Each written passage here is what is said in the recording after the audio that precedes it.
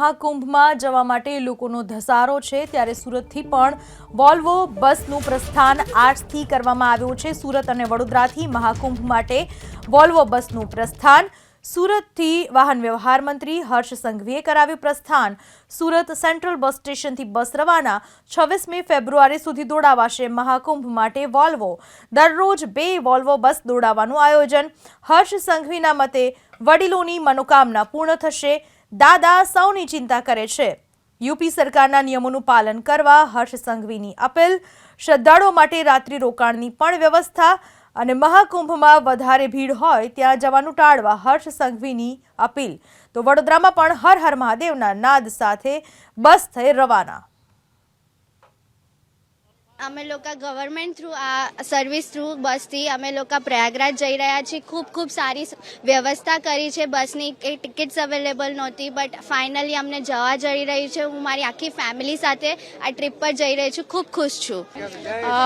હું જાઉં છું મારું બચ્ચુને લઈને, મારી ડોટરને લઈને। 3 years ઓલ્ડ છે, તો મને મતલબ પહેલાં ટાસ્ક લાગતું હતું કે આટલી ભીડમાં જવું છે, કઈ રીતે જઈશ, ટ્રાવેલ્સમાં પ્રોબ્લેમ થશે।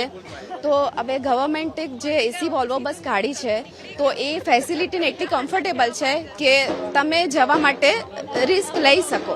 ભૂપેન્દ્રભાઈ પટેલના માર્ગદર્શનમાં ટુરિઝમ વિભાગ અને જીએસઆરટીસી દ્વારા ગુજરાતના સૌ ભાવિ ભક્તો માટે ગુજરાતના વિવિધ શહેરોમાંથી પ્રયાગરાજ મહાકુંભની આસ્થામાં ડૂબકી મારી શકે તે માટે અત્યાધુનિક વોલ્વો બસની શરૂઆત કરવામાં આવી છે।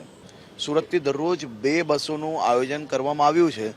આજે જે પહેલો દિવસ હતો તેમાં જેટલી સંખ્યા હતી એના કારણે બીજી બસ ચાલુ નથી કરી, પરંતુ બુકિંગ આવશે અને લોકોને જરૂરિયાત હશે એટલી બસો જરૂરથી ચાલુ કરવામાં આવશે। મુખ્યમંત્રીશ્રીનો નિર્દેશ છે કે રાજ્યના સૌ નાગરિકોની મનોકામનાઓ પૂરી થાય।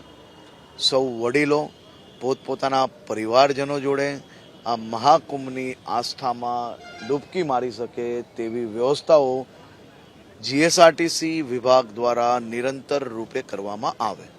આજે પ્રયાગરાજ જવાના અવસરમાં એવું છે કે ભાઈ એક સારી સેવા ગવર્મેન્ટે આપી છે। ભાજપ સરકારને ધન્યને પાત્ર છે કે ભાઈ ડાયરેક્ટ બરોડાથી પ્રયાગરાજ જવા માટે જે સેવા આપી છે, અને આવા ને આવા જ્યાં ત્યાં કુંભ મેળા કે જ્યાં કોઈ ઉત્સવ મનાતો હોય ત્યાં આવીને આવી બસ સેવા આપે અને પેસેન્જર વધારેને વધારે લાભ લઈ શકે એવી અમારી પેસેન્જર તરફથી શુભેચ્છા પાઠવીએ છીએ સરકારને અને જીએસઆરટીસી સર્વ મેમ્બર, મેનેજર અને સ્ટાફને પણ।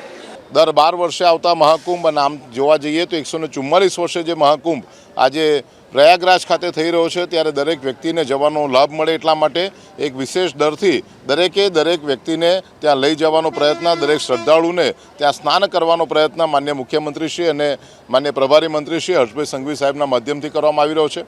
દરરોજ સવારે 6 કલાકે આ બસ અહીંયાથી ઉપડવાની છે અને 4 દિવસે બસ પરત આવવાની છે।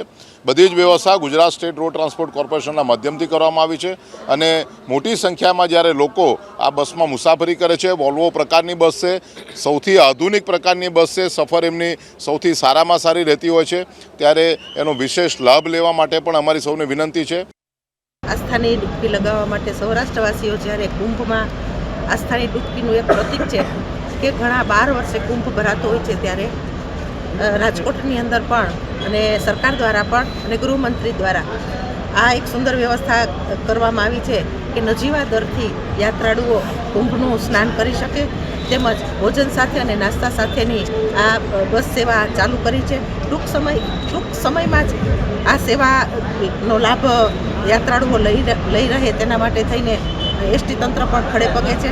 આજે આપ જોઈ શકો છો કે પ્રથમ વખત જ્યારે રાજકોટની અંદર કુંભનું સ્નાન કરવા માટે બસની સેવા ઉપલબ્ધ છે, ત્યારે રાજકોટની જનતા પણ એને પુષ્પ દ્વારા એનું બધા મુસાફરોનું હાર્દિક સ્વાગત કર્યું, તેમજ મીઠા મોઢા કરાવીને પણ તેનું સ્વાગત કરવામાં આવ્યું। એટલે આ ધર્મ સાથે જોડાયેલો કુંભ છે